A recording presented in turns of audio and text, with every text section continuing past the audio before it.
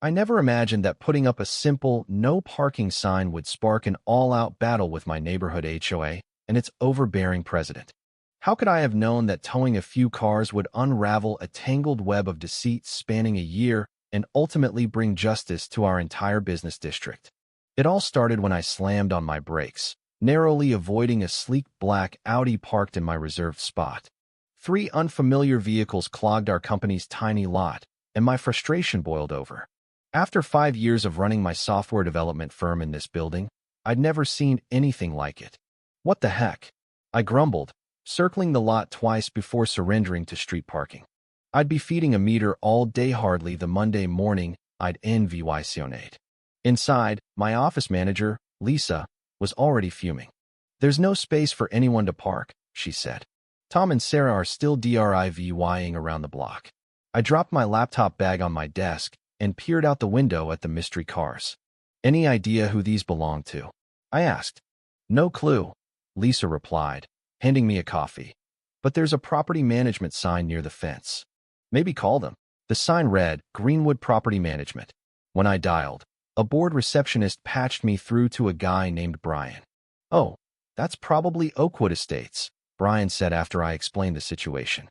"They're repovying their VY cider parking this week and using your lot." The HOA board told residents it was fine temporarily. My jaw clenched. "Nobody asked me," I snapped. "Huh, that's odd," Brian muttered. "Let me check." After some keyboard tapping, he added, "According to our notes, Patricia Evans, the HOA president, said she had a deal with the business owner." "I am the business owner," I shot back, my voice rising. "There's no deal." Brian promised to look into it, but the call went nowhere. I printed some polite notices, "Private property, for Horizon Tech employees only. Please find alternative parking. Thank you," and tucked one under each windshield wiper.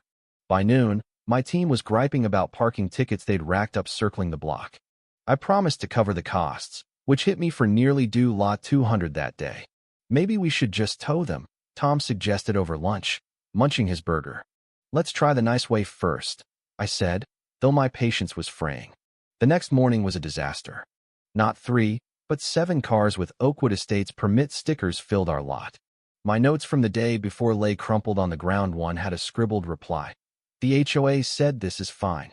I tracked down Oakwood Estates, a ritzy gated community of upscale townhouses next to our office building. The guard at the entrance wouldn't let me in without an appointment, but handed over Patricia Evans's number after I explained the chaos. "I'm in meetings all day," she said when I called. "Can this wait?" "No," I replied sharply. "Your residents are taking my private parking. My business is suffering. Clients canceled yesterday because they couldn't park." She sighed, dripping with drama. "Fine, I'll give you 10 minutes at 3:30. I spent the day digging into parking laws and property lines. Our deed proved the lot was ours. Alanino shared rights. At 3:25, I arrived at the community clubhouse armed with paperwork. Patricia Evans matched my mental image perfectly, mid-50s, polished auburn hair, designer blazer, and a smile as fake as a $3 bill. She waved me to a seat across her desk. "I hear there's some parking mix-up," she said, her tone syrupy. "No mix-up," I countered. "Your residents are parking on my private property without permission." She tilted her head. "Our community has 78 homes, and with the repovying, we've got no VY cider parking. Your lot's half empty most days. Surely you can help us out temporarily. We're neighbors." The idea that they'd been scoping out my lot creeped me out. "How long is temporarily?" I asked. 3 weeks, she said.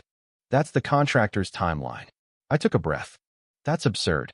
I can't have my staff and clients scrambling for spots for 3 weeks. She leaned in. "The previous owner let us use the lot sometimes. We're discontinuing that." "News to me," I said. "I bought this place 2 years ago. No one mentioned this." "Show me the agreement." Patricia shuffled papers. "I don't have it here, but it exists." After 10 minutes of arguing, I grudgingly offered 5 spots for 1 week, marked with signs. She grinned like she'd scored a VY Tory, which didn't sit right. "I'll tell the residents," she said, standing to dismiss me.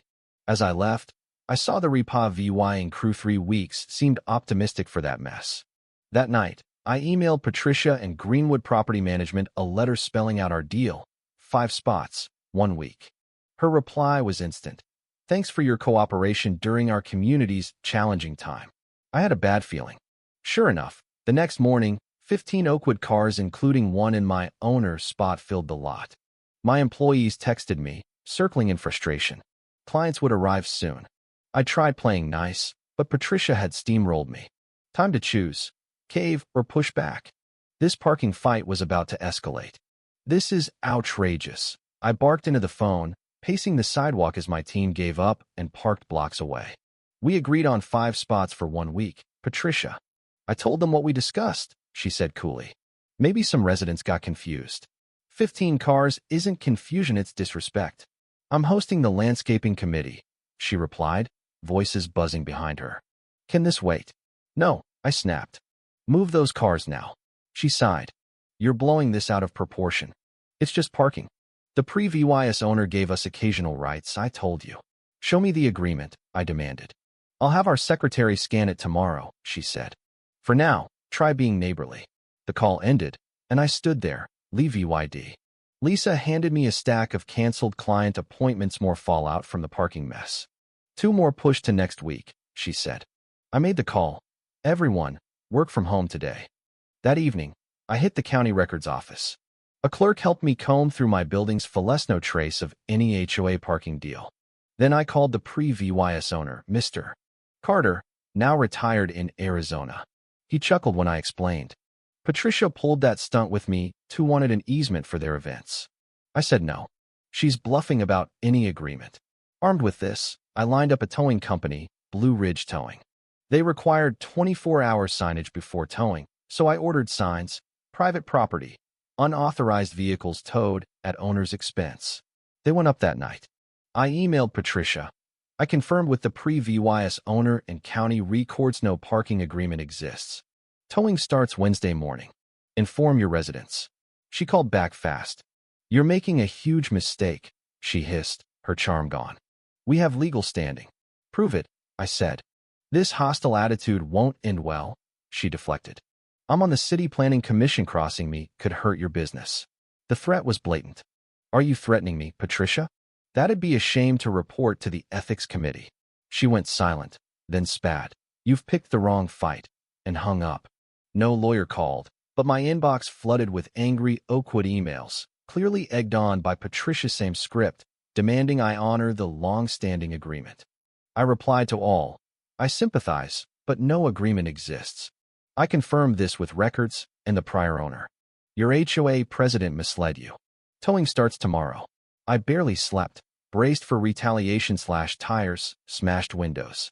As a small business owner, I couldn't afford a war with rich neighbors, but I wouldn't let Patricia bully me off my land. Wednesday, I arrived at dawn, parking on the street to watch. 3 tow trucks waited nearby. At 7:45, an Oakwood resident in scrubs parked despite the signs, glanced around, and scurried off. More followed, a woman in a suit, an older man, a mom with kids. By 8:30, 12 spots were taken. My staff parked on the street as instructed.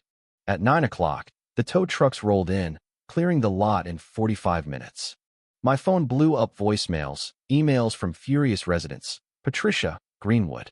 Around 10 o'clock, Patricia's white BMW screeched in. She stormed toward my office, purse flailing. Patricia Evans is here, very upset. My front desk buzzed. Send her in, I said, steadying myself. She burst in, red-faced. You had no right. I had every right, I replied, gesturing to a chair. Sit. She stood, yelling, Dr. Patel missed surgery. Linda Hayes missed chemo. You're holding cars hostage over pettiness. That's awful, I said evenly, but not my fault. You told them they could park here with no agreement. There is an agreement, she shouted. Show it, I said. I checked records and talked to Mr. Carter. Never signed anything. Doubt flickered in her eyes. I slid a folder over. Here's my survey. Deed no easements and complaints from other businesses about your residence. Plus, I recorded you threatening my business via the planning commission. It was a bluff. I hadn't recorded her, but her face paled. That's not what I meant, she stammered. It's exactly what you meant, I said. Unethical. She sank into the chair. What do you want? Tell your residents the truth that you lied. Get the HOA board to admit there's no agreement. Stop harassing my business. She glared, calculating. Outside, another resident peeled out, frustrated. The board meets tonight, she said. I'll bring it up. One more thing, I added as she stood. If I see another Oakwood car here, I'm calling the ethics committee. She left, deflated. I wondered if this was the end or just a lull. Later, at her landscaping meeting, I interrupted Patricia mid-sentence on her pristine lawn. 6 women in sun hats gaped at me. We need to talk now, I said, voice shaky. Ladies, this is our neighbor with that little tech shop, Patricia cooed. What's wrong now? 15 cars in my lot today, I said, showing photos. We agreed on 5 for a week. My staff's parking blocks away. A gray-haired woman piped up. Margaret, you said he was fine with this. Patricia waved it off. You're overreacting. It's just parking. You broke our deal, I insisted. My business is hurting. She smirked. The pre-VYS owner gave us rights years ago. It's in our records. The gray-haired woman nodded. I recall that with Dr. Ellis. My stomach sank. Had I missed something? Show me, I said. I'll have it emailed, Patricia purred, shooing me off. My lawyer debunked it that night. The agreement was a rejected proposal from Dr. Ellis 15 years ago. I called Blue Ridge Towing. Signs went up Wednesday. Towing started Thursday at 6 a.m. Chaos erupted. 20 residents in pajamas blocked trucks, yelling. Patricia arrived, poised as ever, claiming a verbal agreement. I showed proof to the HOA VYC president, James Hill, who confronted her. She faltered. By noon, the lot was mine again. James met me later, apologizing. Patricia's out of control. Unauthorized deals, threats. She tried that planning commission line on you. I played the recording, still a bluff. He took it to an emergency HOA meeting. Patricia was ousted as president, investigated for ethics violations. My lot stayed clear, and nearby businesses rallied with me against her overreach.